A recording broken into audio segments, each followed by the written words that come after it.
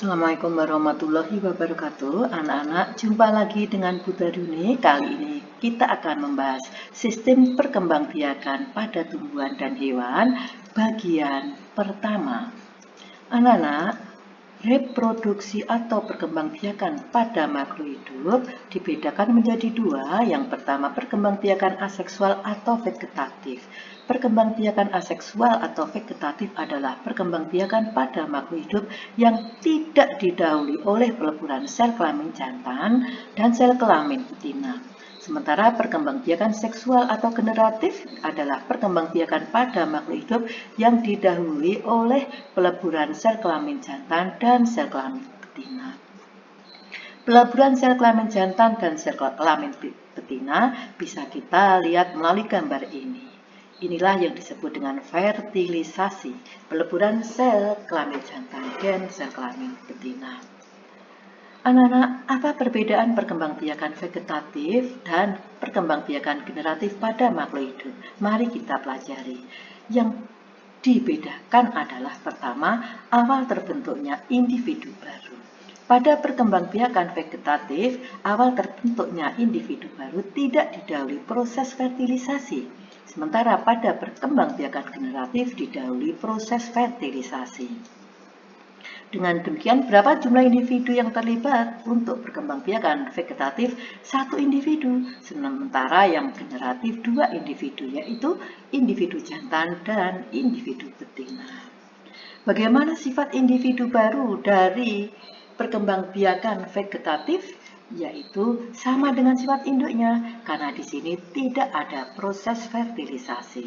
Sementara yang generatif bervariasi, karena di dalam fertilisasi terjadi perpaduan antara sifat kedua induknya.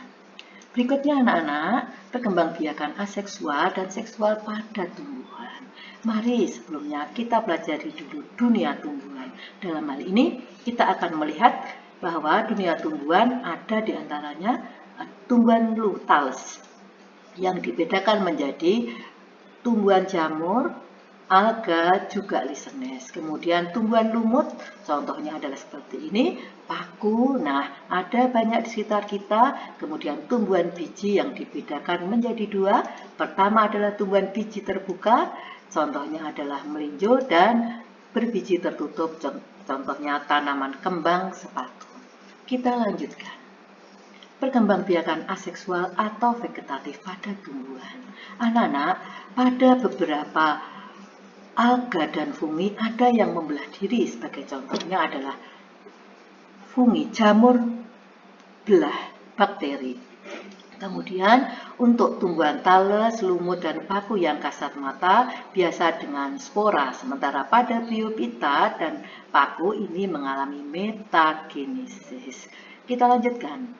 Spermatopita atau tumbuhan biji. Perkembangbiakan vegetatif pada spermatopita ada yang alami dan ada yang buatan. Yang alami macamnya adalah nanti kita pelajari bersama. Kemudian yang buatan ini sudah biasa dibuat oleh kita di rumah. Anak-anak, berikutnya perkembangbiakan vegetatif pada spermatopita. Perkembangbiakan vegetatif alami pada spermatopita diantaranya dengan tunas. Tumbuhan yang berkembang biak dengan tunas diantaranya adalah bambu, pisang, anggrek, nanas, kurma, juga palem merah. Ada lebih banyak lagi di sekitar kita. Berikutnya adalah umbi lapis. Umbi lapis merupakan pelepah daun yang tersusun berlapis-lapis dan berisi cadangan makanan. Mereka duduk bersama dalam batang kecil yang disebut dengan cakram. Contoh tumbuhan yang berkembang biak dengan umbi lapis diantaranya bawang putih, bawang merah, juga bunga leli. Berikutnya, umbi batang. Umbi batang adalah batang yang tumbuh di dalam tanah dan ujungnya menggelembung berisi cadangan makanan. Tumbuhan yang berkembang biak dengan umbi batang diantaranya ketela rambat, kentang, porang, iles-iles, suwek, juga talas. Kemudian kita lanjutkan umbi akar. Umbi akar adalah akar yang menggelembung di dalam tanah berisi cadangan makanan. Tumbuhan yang berkembang biak dengan umbi akar diantaranya wortel, lobak, umbi bit, bengkoang, gadung, kembili, dan dahlia. Satu lagi anak-anak, singkong. Namun umbi akar singkong tidak dilengkapi Allah dengan dengan sisa batang yang padanya bisa ditumbuhi tunas. Maka singkong tidak bisa sebagai alat perkembangbiakan. Untuk ini Allah meridhoi manusia untuk mengembangkan singkong dengan cara stek. Berikutnya, rizoma. Rizoma adalah batang yang tumbuh mendatar di dalam tanah dan membengkak berisi cadangan makanan. Tumbuhan yang berkembang biak dengan rizoma diantaranya ganyong, garut, sansevieria atau lidah mertua juga jahe, temulawak, lengkuas, dan kunyit. Berikutnya, gerage. Gerage adalah batang yang tumbuh mendatar di permukaan tanah, berluas-luas. Setiap ruas yang menempel pada tanah akan membentuk akar dan tunas. Tumbuhan yang berkembang biak dengan gerage diantaranya stroberi, rumput teki, juga pegagan. Terakhir anak-anak adalah tunas adventif. Tunas adventif adalah tunas yang tumbuh tidak dari ujung batang atau ketiak daun, tetapi tumbuhnya dari akar atau daun, sehingga ada tumbuhan yang berkembang biak dengan tunas adventif akar. Di antaranya adalah cemara, kesemek, sukun, dan kersen. Ada juga tumbuhan yang berkembang biak dengan tunas adventif daun. Di antaranya adalah cocor bebek dan begonia. Anak-anak, mari kita renungkan. Apa perbedaan umbi akar dan umbi batang? Apa perbedaan rizoma dengan gerage? Apa perbedaan tunas biasa dengan tunas adventif? Tidak mungkin semua ini akan kita bahas dalam pertemuan ini. Karena sesuai dengan firman Allah dalam surat Luqman ayat 27, yang artinya, dan seandainya pohon-pohon di bumi menjadi pena dan laut menjadi tinta, ditambahkan kepadanya 7 laut lagi sesudah keringnya, niscaya tidak akan habis-habisnya dituliskan kalimat Allah. Sesungguhnya Allah Maha Perkasa lagi Maha Bijaksana. Anak-anak, alam yang ada di sekitar kita adalah kalimat Allah yang harus kita pelajari agar kita menjadi kuat, cerdas, dan tentunya menjadi hamba Allah yang soleh dan solehah. Amin. Berikutnya anak-anak, perkembangbiakan vegetatif buatan pada spermatopita ini dibuat oleh manusia, diantaranya stek, mencangkok, ovulasi. Hasil dari ovulasi kita bisa membuat dalam satu tanaman menghasilkan banyak variasi bunga atau buah. Ini bisa kita buat melalui kopulasi juga. Anak-anak, perkembangbiakan vegetatif buatan yang lain adalah merunduk. Berikutnya anak-anak, mari kita lanjutkan perkembangbiakan generatif pada tumbuhan. Perkembangbiakan generatif pada tumbuhan tingkat rendah ini dialami oleh ganggang spirogyra yang disebut dengan konjugasi. Seperti apa ganggang spirogyra itu? Ganggang spirogyra itu bagaikan rambut berwarna hijau yang ada di perairan. Jika kita perbesar seperti ini, kita berbesar lagi seperti ini, sekali lagi kita berbesar.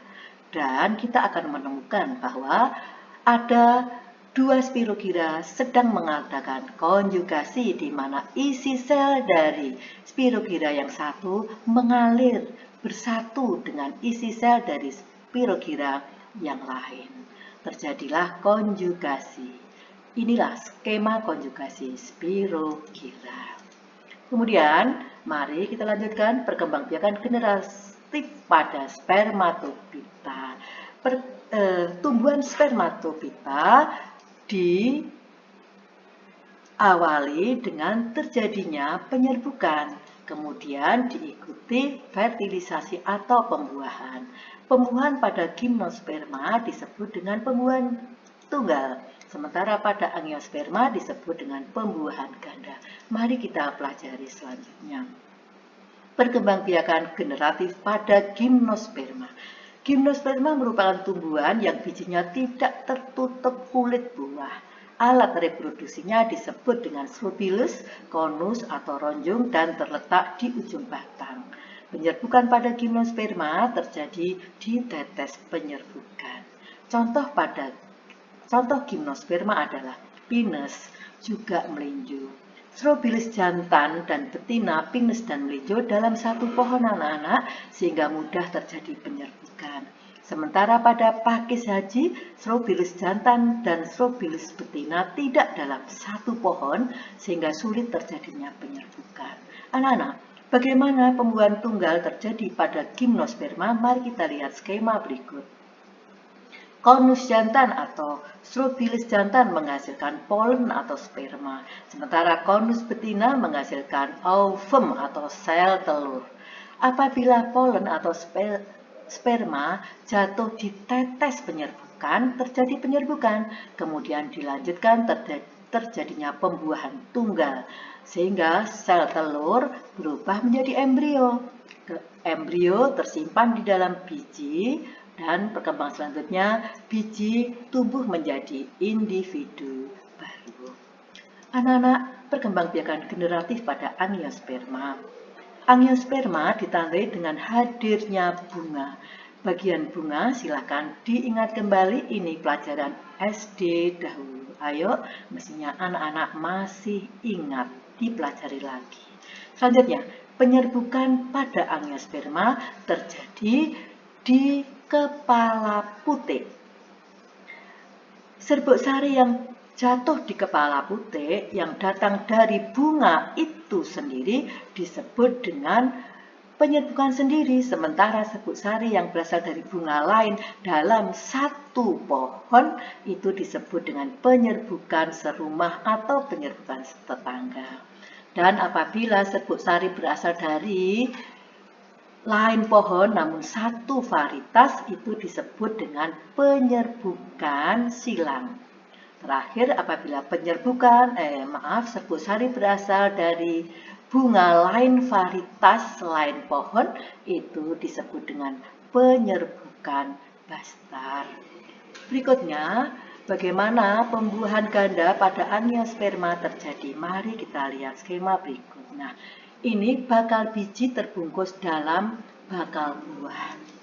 Selanjutnya, mari kita lihat melalui skema pembuahan ganda pada angiosperma.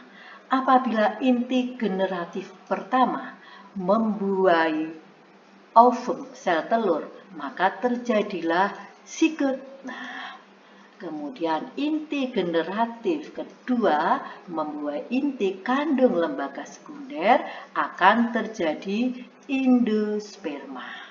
Nah, perkembangan berikutnya, bakal biji akan terbentuk biji. Kalau ini dibuka, perhatikan ini adalah calon individu baru yang dilengkapi dengan endosperma. Anak-anak yang cerdas, untuk terjadinya penyerbukan dan penyebaran biji agar terjadi individu baru perlu perantara. Di antaranya perantara yang biasa terjadi adalah angin, air, serangga, burung, kelelawar, mamalia, dan manusia. Penyerbukan dengan perantara angin disebut dengan anemogami, dengan air hidrogami, serangga entomogami, burung ornitogami, kelelawar kiropterogami, mamalia dalam hal ini ada, sedangkan manusia antropogami. Dengan contoh tanamannya silahkan bisa dibaca.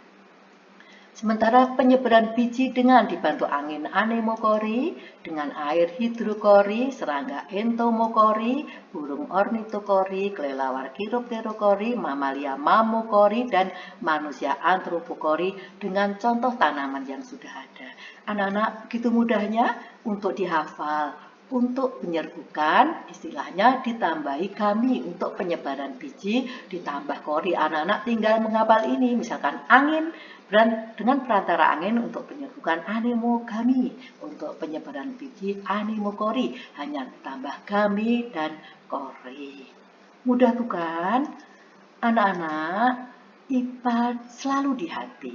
Begitu mudahnya untuk dipelajari.